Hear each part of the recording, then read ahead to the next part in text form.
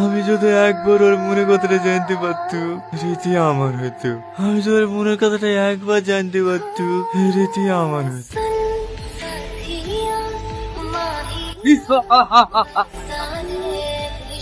শুনতে মালি আকা?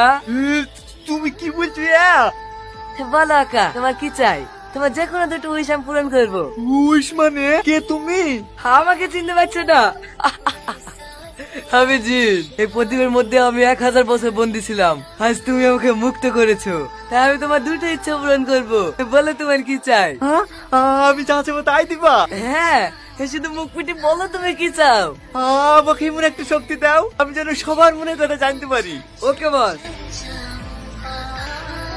আজ থেকে তুমি সবার মনের কথা শুনতে পাবা। দ্বিতীয় উইশ চাওয়ার আগে একবার আমাকে জিন মামু বলে ডাক দিবা, আমি হাজির হয়ে যাবো। আসি ভাগ্নে।